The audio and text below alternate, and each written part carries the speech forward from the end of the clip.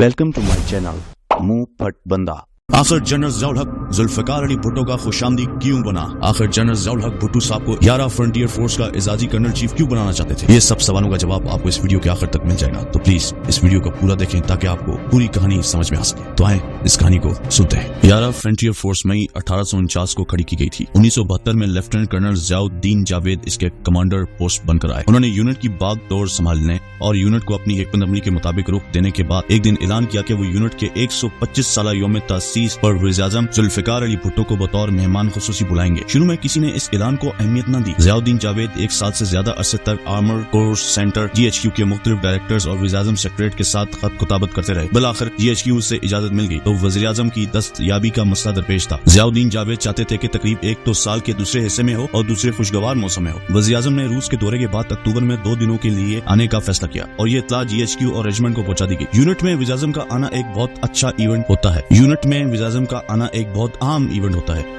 इस तकरीब को तरतीब तो यूनिट ने देना होता है, लेकिन निगरानी करने और हदायत देने के लिए कई इदारे बीच में कूद पड़ते हैं और एक वक्त आता है कि इस तकरीब को हाईजैक कर लिया जाता है। ज़ियाउद्दीन ने खत कुताबत के दौरान ये अंदाजा लगा लिया था कि वो कहा करते थे कि वो ऐसा नहीं होने देंगे जैसा कि हुआ करता है। तकरीब को अमली जामा पहनाने से थोड़ा अरसा पहले मामूल की तब्दीलियों के तहत उन्हें तब्दील करके मुल्तान भेज दिया गया और यूनिट में नए कमांडर आ गए। यूनिट इस वक्त खारिया में थी और मेजर जनरल सैयद वजाहत हुसैन 6 आर्मर्ड डिवीजन को कमांड कर रहे थे। मेजर जनरल वजाहत ने वज़ीर-ए-आज़म सेक्रेटरीट को लिखा कि 11 फ्रंटियर फोर्स की तकरीब के दौरान वज़ीर-ए-आज़म GSO, वज़ीर-ए-आज़म GOC 6 आर्मर्ड डिवीजन के मेहमान होंगे और GOC हाउस इनके लिए खाली कर दिया जाएगा। चंद दिनों के अंदर वज़ीर-ए-आज़म की तरफ से खत मौसूल हुआ जिसका मतन दुरुस्त और किसी किस्म की पेचीदगी से मामूरा था। वज़ीर-ए-आज़म पाकिस्तान किसी का मेहमान नहीं होता और 2 दिनों के लिए GOC 6 आर्मर्ड डिवीजन का घर करके वज़ीर-ए-आज़म हाउस बना दिया जाएगा। मेजर जनरल बाद में जनरल और सदर पाकिस्तान M ज़ियाउल हक उस वक्त आर्मर्ड कोर के सबसे सीनियर हाजिर सर्विस अफसर थे। इन दिनों में वो आर्मर्ड डिवीजन मुल्तान के कमांडर थे।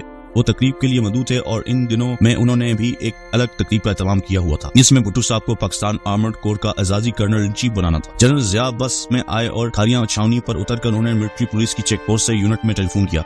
जनरल ज़ियाउल हक और ड्यूटी ऑफिसर के दरमियान मंदरजा झेल मुकालमा हुआ। जनरल ज़िया, मैं ज़ियाउल हक बोल रहा हूँ, चेक पोस्ट पर मेरे लिए स्टाफ कार भेजवाओ। Duty officer unit colonel Ziauddin के साथ काफी बेतकल्लुफ था। सर, आपको स्टाफ कार कब से ऑथराइज हो गई?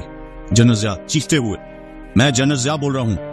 ड्यूटी ऑफिसर ने फोन बंद किया, अपनी टोपी पहनी और जनरल ज़िया के लिए नामजद की गई स्टाफ कार के ड्राइवर को हिदायत दिए बगैर कमरे में जाकर कानूनी कार्रवाई के इंतजार में बैठ गया जो अमल में नहीं लाई गई। अगले दिन भुट्टो साहब को एजाजी कर्नल इन चीफ बनाने की तकरीब थी। जनरल ज़िया ने भुट्टो साहब को पेश की जाने वाली एजाजी तलवार को जुल्फ़िकार अली कहा और इनकी शान में तारीफ करके जमीन और आसमान एक कर दिए। वो तारीफ इतनी ज्यादा थी कि तमाम अफसर किसी हद तक शर्मसार हो रहे थे।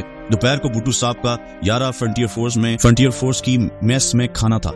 इस खाने में आर्मर्ड कोर के तमाम अहम अफसरान मौजूद थे। खाने के बाद रेजिमेंट के अफसरों के साथ बेगम नुसरत भुट्टो और भुट्टो साहब का ग्रुप फोटो बनाया जाना था। बेगम नुसरत भुट्टो ग्रुप के दरमियान भुट्टो साहब के साथ खड़ी हुई तो भुट्टो साहब ने कदरे रखाई से कहा। बेगम नुसरत भुट्टो ने रेजिमेंट के अफसरों के लिए जगह बना दी। 11 फ्रंटियर फोर्स के 125 साला यौम तासीस की तकरीब को जनरल ज़िया ने हाईजैक कर लिया। उन्होंने भुट्टो साहब को एजाजी कर्नल एंड चीफ बनाने को मुर्दाम के तौर पर इस्तेमाल किया। ये इनकी ग्रांड स्ट्रेटेजी डिसेप्शन का पहला मरला था। ये सब कुछ सदाए जमहूर अप्रैल 2010 महानामा से लिया गया और इसको लिखने वाले हैं खालिद फतेह मोहम्मद। अगर आपको ये पसंद आया तो काइंडली इसको लाइक करें, शेयर करें और बेल आइकन पर जरूर क्लिक करें ताकि नई आने वाली वीडियोस का नोटिफिकेशन आपको बर वक्त मिल सके। और काइंडली मेरे इस इन तमाम वीडियोस को जो आपको पसंद आ रही है इनको लाइक करें और लोगों के साथ जरूर शेयर करें ताकि ज्यादा से ज्यादा हम इस पे मजीद काम कर सकें। नेक्स्ट वीडियो तक के लिए अल्लाह ने